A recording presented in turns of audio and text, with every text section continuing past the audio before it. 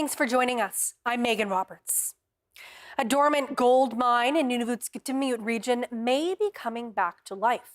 Business leaders and government officials say it could mean money and jobs for the territory. Mahnor Mubarak has more. Ataguyuk, one of Canada's largest mining companies, is planning to revive its Hope Bay gold mine. The company and federal government held a press conference yesterday to mark the announcement. Ataguyuk says the mine is expected to generate more than 400,000 ounces of gold per year, adding that it'll increase Canadian exports by more than $2.5 billion annually. The company acquired the property in 2021, but it paused production the next year to focus on exploration. Now, based on results, Ataguyuk says it's going to spend more than $3 billion on redevelopment and construction at the Hope Bay mine. This includes the core infrastructure needed to build and operate safely and reliably in Nunavut. Some of that infrastructure includes a processing facility, a new diesel generator power plant, and 33 kilometers of underground development. The federal government also announced it's investing $25 million in new funding for a wind turbine project for the mine. The company says it hopes it will eventually account for about half of the mine's energy use. The project is led by an Inuit-owned company. Tim Hodgson, the Minister for Energy and Natural Resources, says the wind power project is important for the region. That means cleaner electricity powering operations. That means less reliance on diesel and more resilient energy supplies in the remote Arctic environment. Premier John Mayne spoke in favor of the mine, saying he hopes it will help with job opportunities in the territory. It's a building block in terms of our territorial economy, and my expectation is that it'll be a positive impact. The company says the Hope Bay project could create more than 2,000 direct and indirect jobs, and that the mine could be producing gold there as soon as 2030. Mahnor Mubarak, CBC News, Iqaluit. Representatives from Nauyat, Igloolik, and Sunny Rayak are calling for a second review of the Baffinland Mary River project in Nunavut. They say Nauyat residents weren't consulted before the project was approved, and they're also concerned about how a proposed railroad and deep sea port could threaten wildlife, harvesting rights, and food security. Carl Cardinal has that story.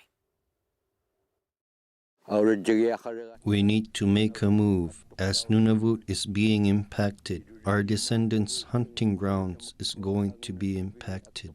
That's John L. Tinashlu, the Arvik HTO chairperson in Nauyat. His concern focus on Baffinland's expansion of the Mary River iron mine on Baffin Island. The project includes a new railway linking the mine to a proposed deep-sea port at Stansby Inlet, along with a shipping route through Fox Baffin and Hudson Strait. The group says the expansion could make over 200 ship transit through Fox Baffin each year, and worries the increased traffic both on the land and on the water could disrupt habitats for narwhal, walrus, and caribou. They're calling on Baffinland to find another route. The ship doesn't need to go in. If they are going in, we are going to be impacted. My future great-grandchildren, their hunting grounds are going to be impacted. We are going to be impacted, not only by the ship, on the land too. The Baffin caribou's population is rising again. If the railroad is built, the caribou population will decline again. The Nunavut Impact Review Board says the mine and port will operate year-round for at least 21 years. James Gonvalzen-Glazen is a lawyer with EcoJustice. He says community members in Nauyat were not properly consulted before approvals were granted by the NERBs in 2012.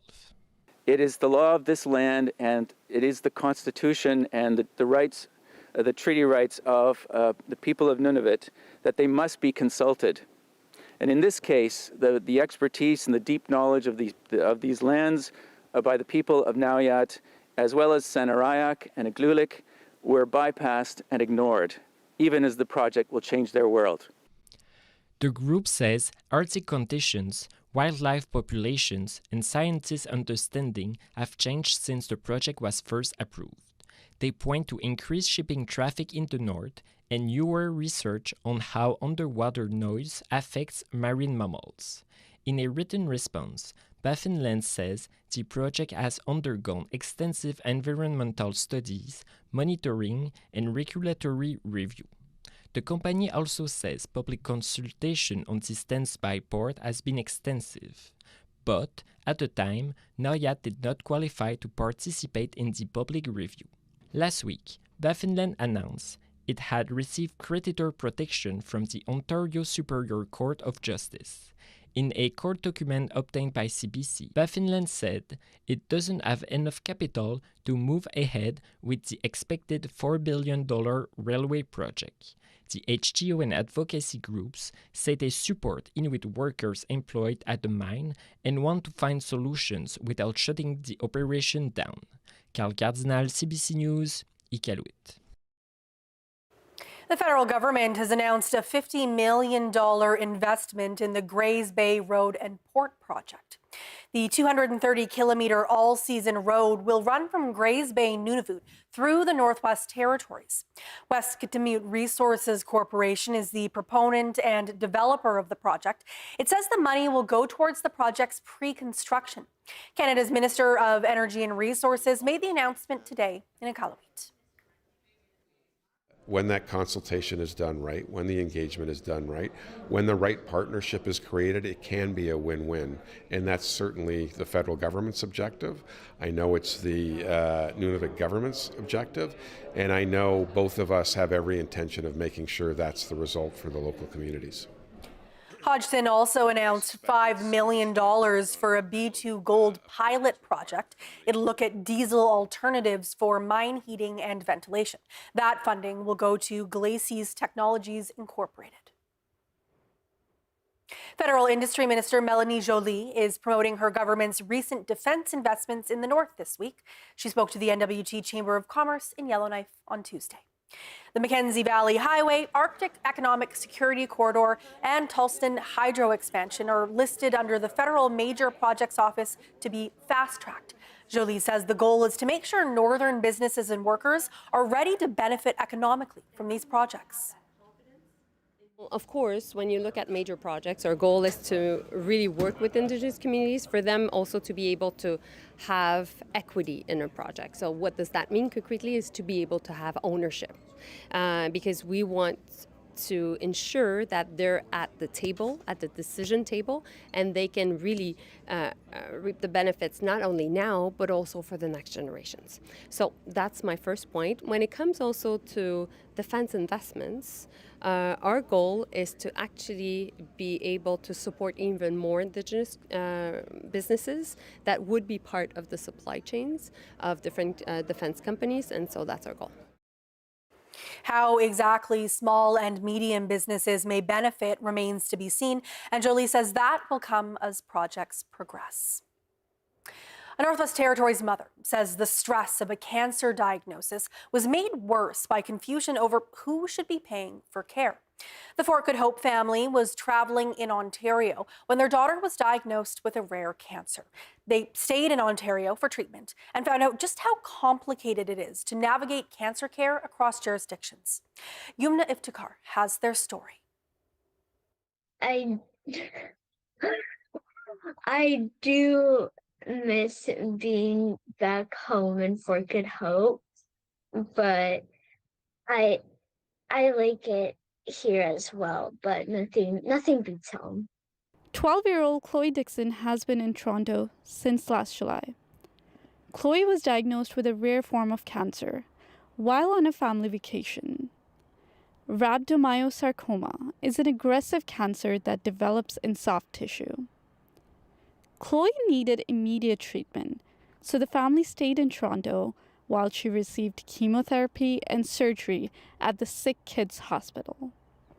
It was a lot because, like I mentioned, we were on vacation, and so we had plane tickets, we had plans, we had a dog at home. We had a lot of things that everything just changed like in a blink of an eye. Her mother, Heather Barassa, says navigating medical treatments while coming to terms with her daughter's diagnosis has been draining. Barassa says she struggled to figure out which program and which jurisdiction covered each part of Chloe's treatment. It's kind of going out into the rest of the country. Like I felt like, well, I'm Canadian and I haven't left the country to go to a hospital. Like I just felt like there should have been more cooperation, or should be more cooperation or understanding between the provinces and territories when it comes to providing treatments, because ultimately she's 11, so she's a child. She has cancer. It's not a common cancer, and it would not be offered in the Northwest Territories. CBC spoke to a territorial health representative about the medical travel policy. She says typically a resident's medical travel needs to start in the NWT to be eligible for coverage. The medical travel policy says that your travel needs to start in the NWT. So if you happen to be on vacation and then need to use the medical system, medical travel wouldn't apply to you for that. But in Canada, with the Canadian healthcare system, you would still have your healthcare card that means that you will be able to access insured services. Non-insured Health Benefits Ontario did end up paying for those costs. But Barassa says that during different points of Chloe's treatment, the family had to go back and forth between different programs and the two jurisdictions to find out who was paying for what. She says she wants medical travel to be easier for NWT residents so that they aren't left navigating a complex medical system during a difficult time. As for Chloe, she'll be starting maintenance chemo soon and is excited to get out more. Not like 100% sure, but like I have a camp coming up and I'm excited for that. And I'm also like excited for being a bit more active. Yellowknife Tahar, CBC News, Yellowknife. A former voice of an Inuktitut radio program for CBC North has died. Moses Ataguyuk passed away last week. He hosted Tausini for many years. The CBC's Toby Utuk has more on his impact. Moses Ataguyuk started working for CBC North in February of 1981. He collected a lot of stories for both Tausuni and Sinnaksautit by traveling to smaller communities in person. Joanna Ava used to work with him when she was with CBC. He made sure the strangers felt welcome, and workers from the South too. That helped out so much. He was like bridging the gaps. He made sure everyone got along. Ava says Ataguyuk helped his colleagues cope with hardship. He made them laugh by telling funny stories during a crisis. Former CBC manager Patrick Nagle worked with Ataguyuk starting in 1989. He says he remembers him quite fondly because nothing stopped him from doing his job. I always remember that about him too, is that, you know, when stuff needed to get done, you just did it. You didn't worry about it, you just did it. And I think that he brought a sense of that to the workplace, and certainly to the interactions that we had over the years. Ataguyuk retired from CBC North in 2003, but continued to host as a backup until 2011. He also served as a Canadian Ranger, and he continued to be the Iqaluit community reporter for Tausuni until his death. Toby Utak, CBC News, Iqaluit.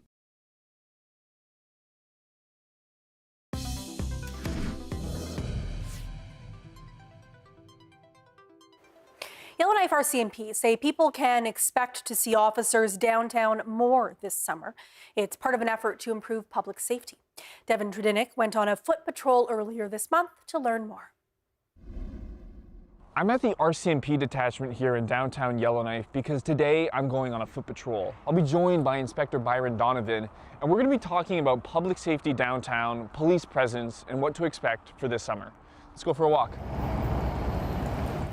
So knowing some of the pressures and some of the things we hear from the general public is having more officer presence. So now that the nicer weather is here, one thing we started was foot patrols in the downtown core focused on. So daily we're asking our uniformed members to go down, spend some time walking through the community, speaking to members of the public and business owners to sort of like have a better presence, understand that they will see us down more often, and have an interaction with them, and allows them also to identify some concerns that they may have.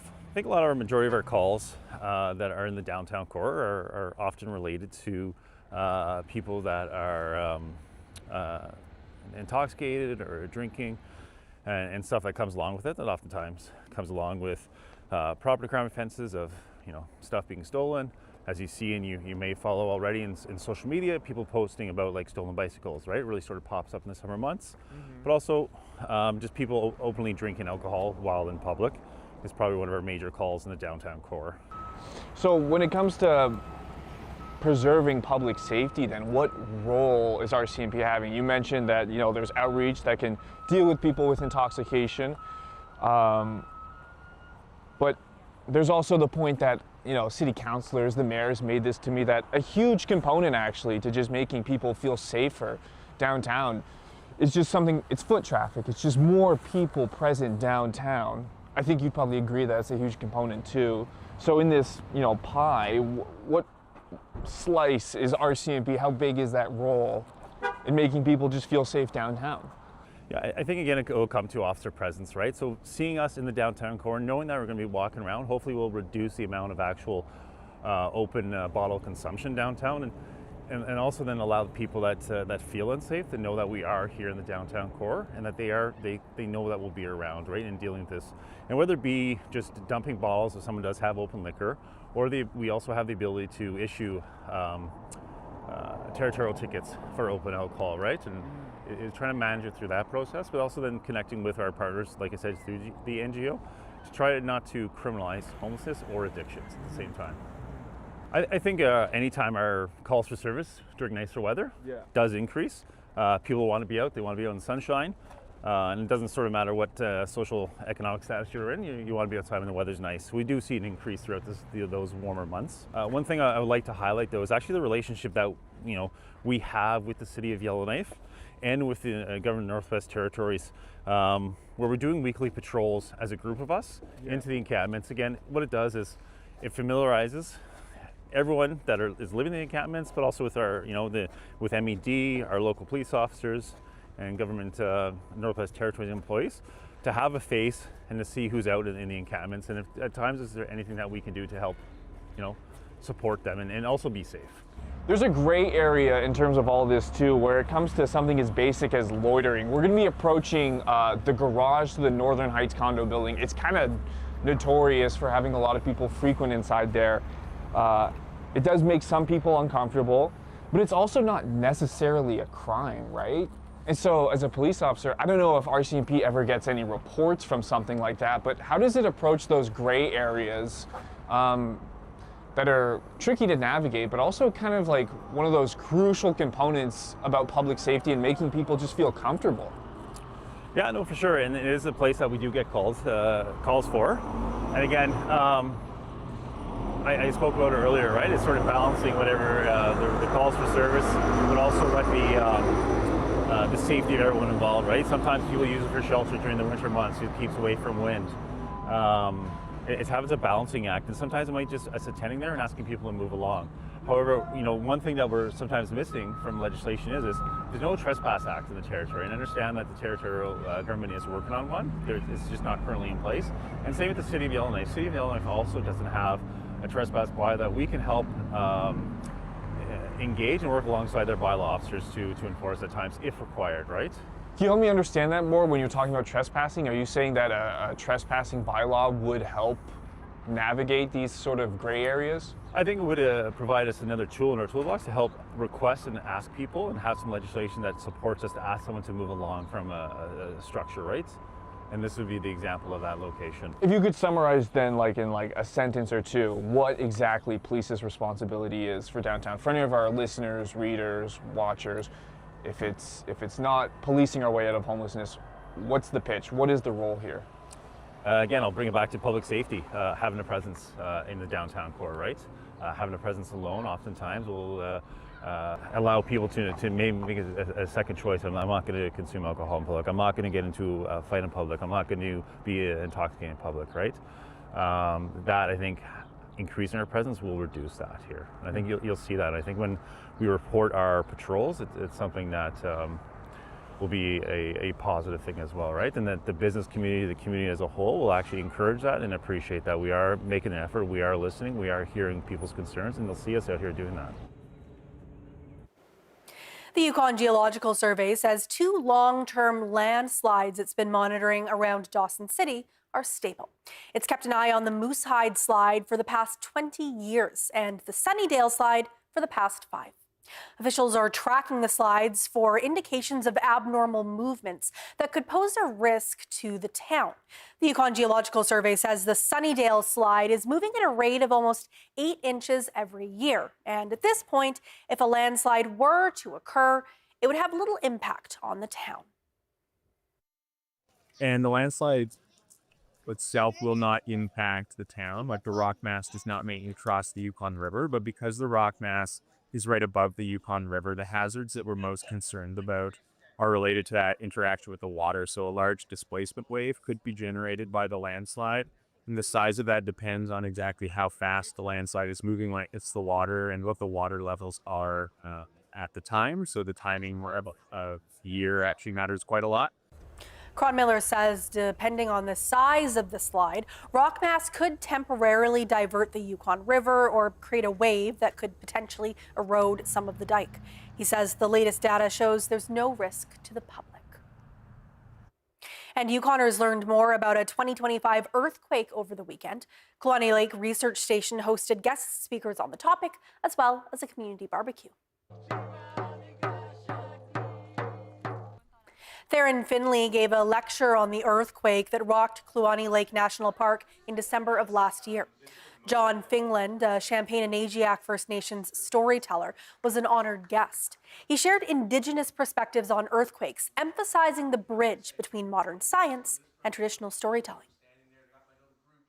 We've been here for 10,000 years at least, so we have a lot of knowledge of these things. So whether it's the life of glaciers, whether it's the life of earthquakes, ice ages, everything like that, like we have the knowledge that it can be useful for science. They go hand in hand. They cooperate well together.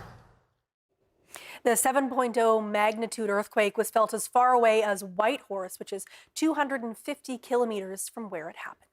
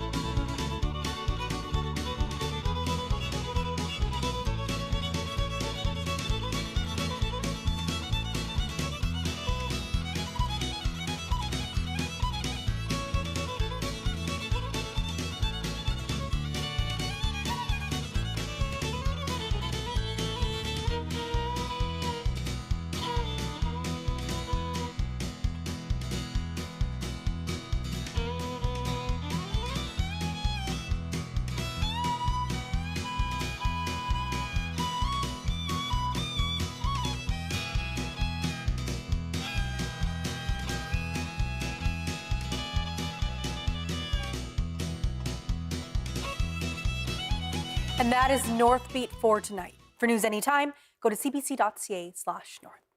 Thank you for watching. We leave you tonight with some video of Kluane Lake in the Yukon. I'm Megan Roberts. Have a good night.